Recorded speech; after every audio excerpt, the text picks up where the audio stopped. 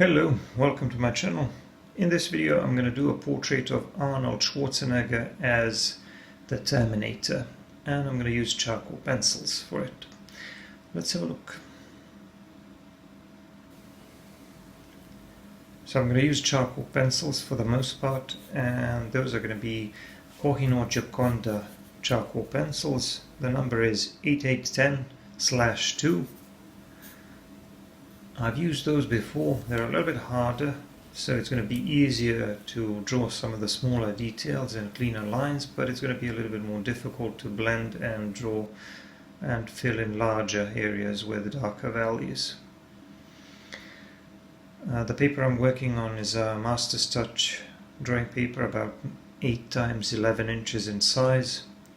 I had to use the ruler a little bit for the sketch for the shotgun because I wanted the barrel to be straight, and now I'm doing the rest with a silky black pencil. Once that is done, I'm going to switch to the usual charcoal pencils, and I may also use the willow charcoal a little bit. I may also use a bit of that for shading the face. Right now I'm working around the edge of the shotgun because I need that to be clean, and the rest of the background is going to be pretty dark.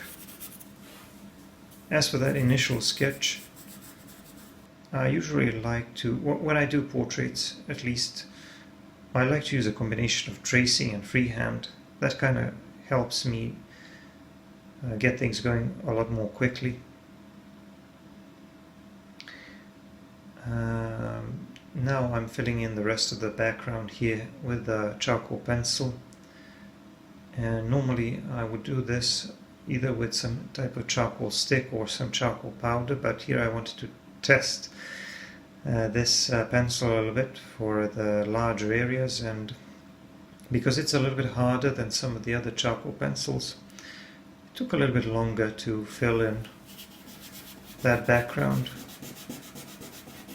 I started blending with my finger, and fingers are great for blending when it comes to these larger darker areas because they really push the charcoal into the grain of the paper and they help you retain those darker values. But I had to add a little bit more material on top using a charcoal pencil because I simply didn't have enough in order to create that dark, really dark background. And because the background is so dark, we're going to have a lot of interesting contrasts here and lots of shadows on the face, which is both an advantage but also a challenge, because when you have those large shadows, they can really help you show depth and volume in your subject, but at the same time they make things more challenging when it comes to explaining the shape of the face to the viewer. So I'm blending the background, working on the background, mostly working from left to right and from top to bottom. Here I'm cleaning up the edge of that shotgun and starting to work on some of the smaller details on it. The reason why I'm working from left to right and from top to bottom is because I'm right-handed, and this is my way of minimizing the smudging. I also have a piece of glassine paper under my hand to help me as well, but the order in which you do things is very important in charcoal because it can smudge very easily. It's just something you need to get used to, I suppose, because charcoal is a lot messier than graphite or colored pencil. I started doing a little bit more blending here.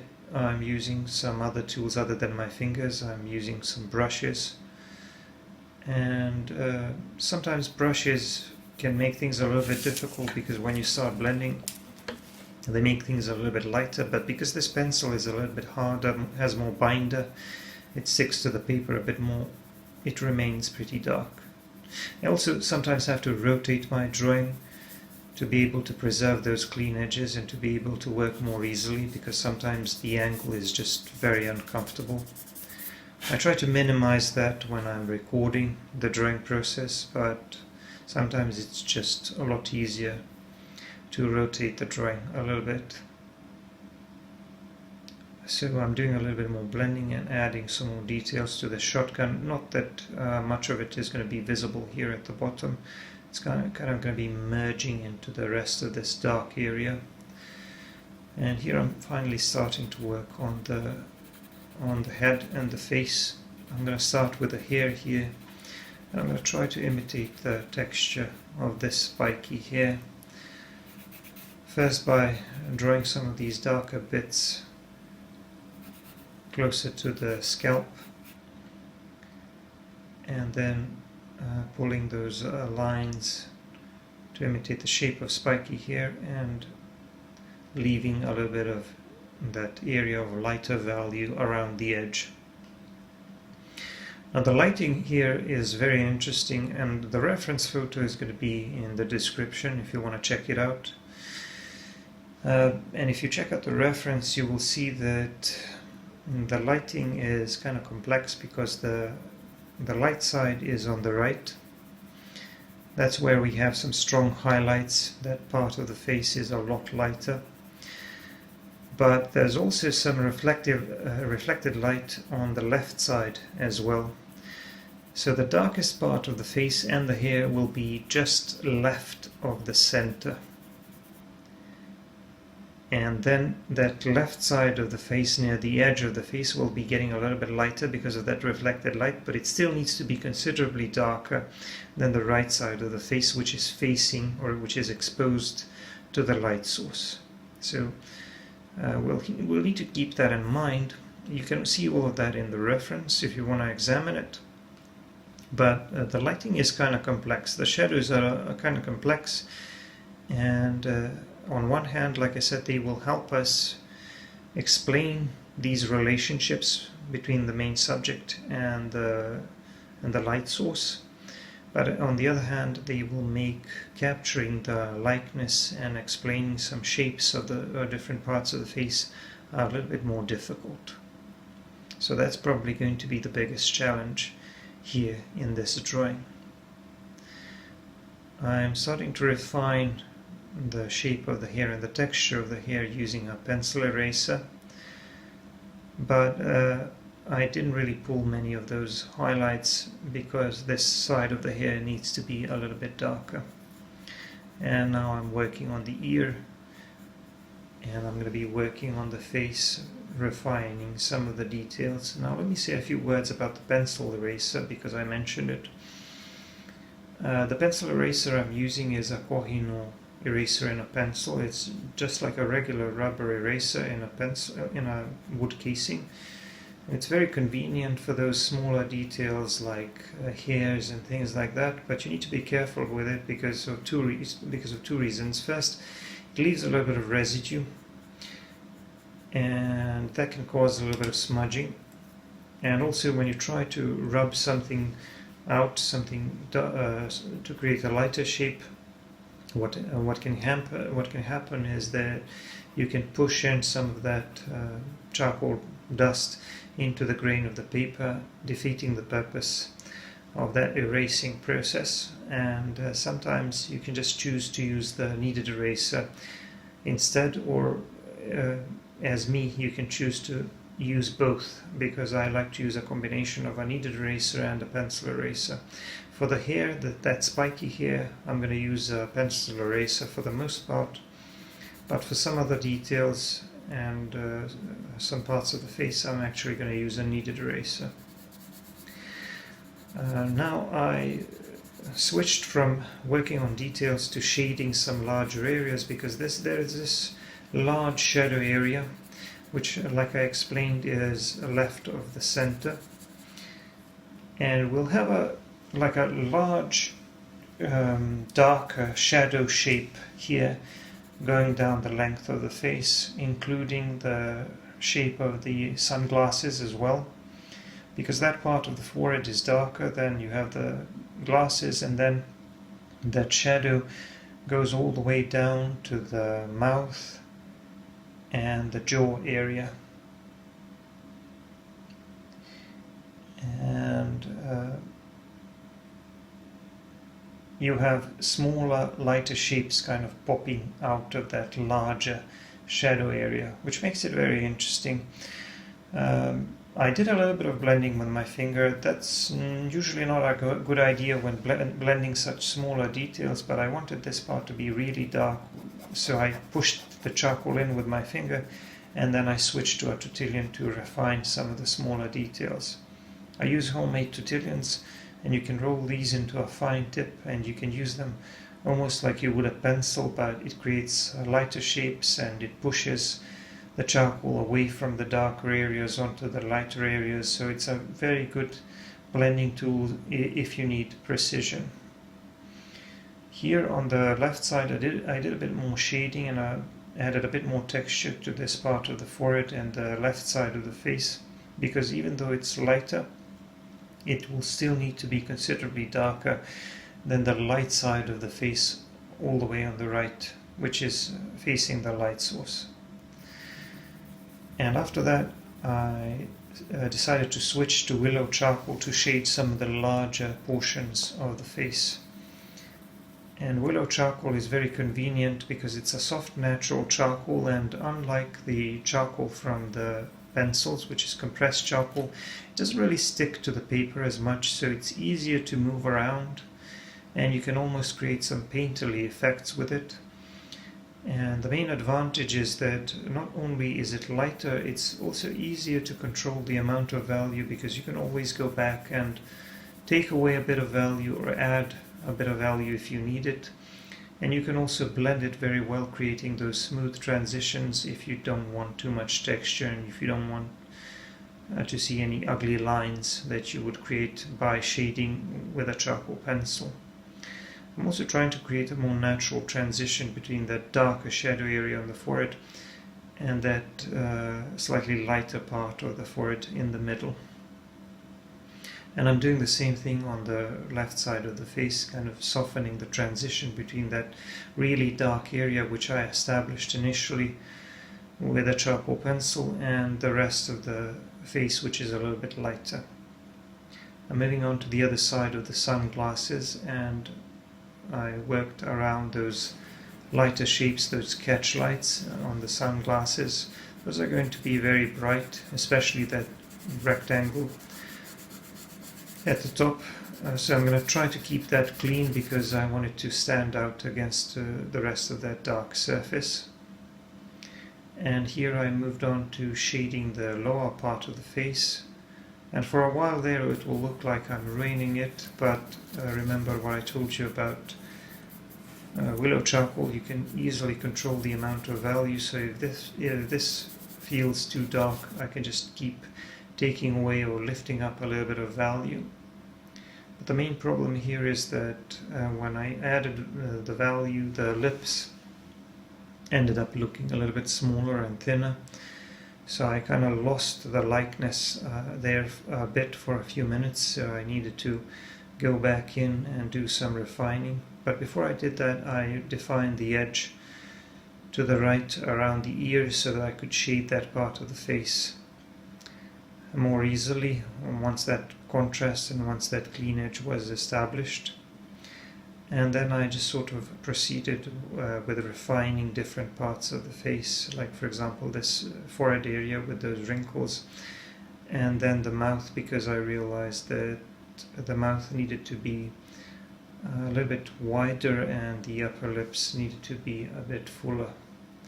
So once I made those adjustments, I was a little bit closer to making the character look a little bit more like Arnold. And I just kept doing a little bit more refining. The nose also needed to be made a little bit wider, because I think Arnold has fairly wide nostrils. And then I did some minor adjustments around the hair and the ears. The ear here on the left side, or no, the right side, sorry, is a lot lighter, so you can barely discern any shapes there because that part of the face seems kind of overlit. Whereas on the other side, on the left, you have much stronger contrasts. Here I picked up that pencil eraser again and started adding some more lighter shapes to the hair to give it a bit more depth and to refine the outer shape of the hair. And I also pulled some smaller details, smaller highlights on the glasses as well.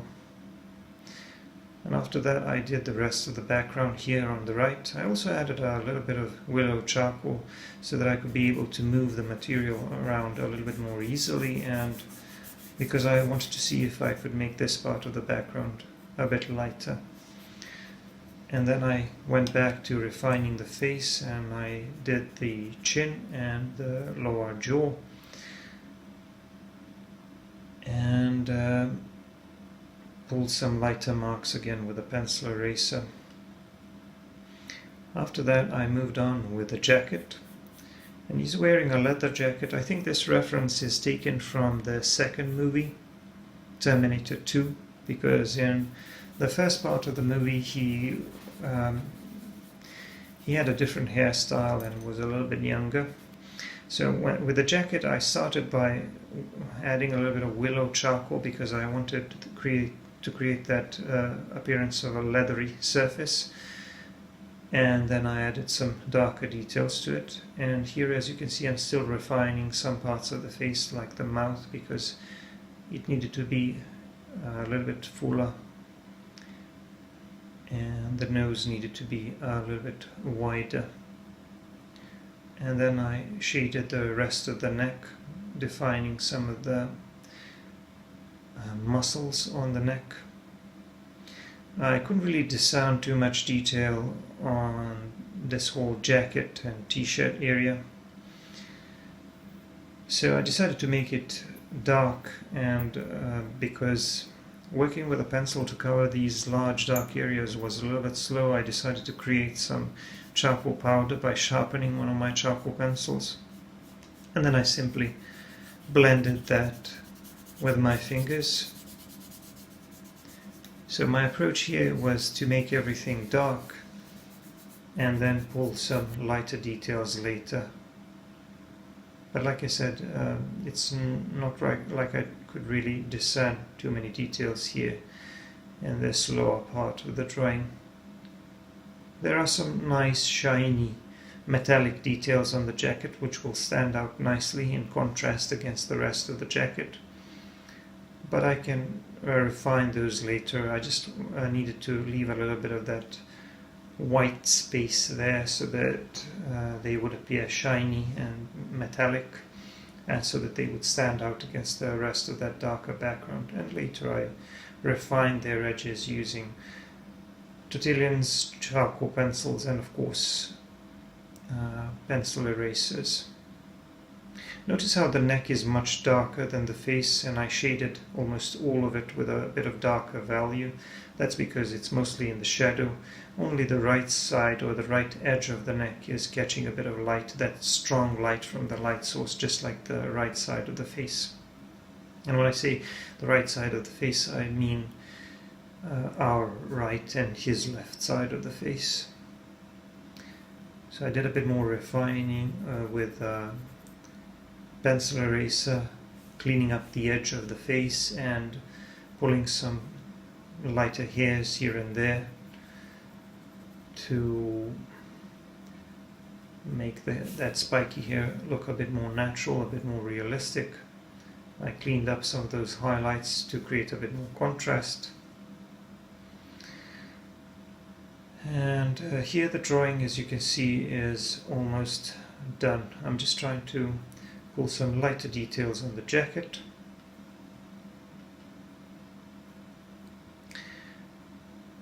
And finally, I'm going to put my signature in the lower left corner using a pencil eraser.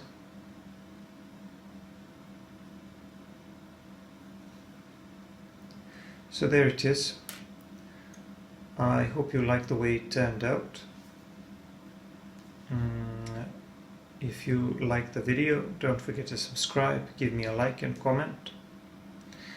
If you want to see the longer version of this video, if you want to see longer videos, real-time footage and more content, you should check out my Patreon. That will be all for now. Thanks for watching, and I'm going to see you in the next video. Bye for now.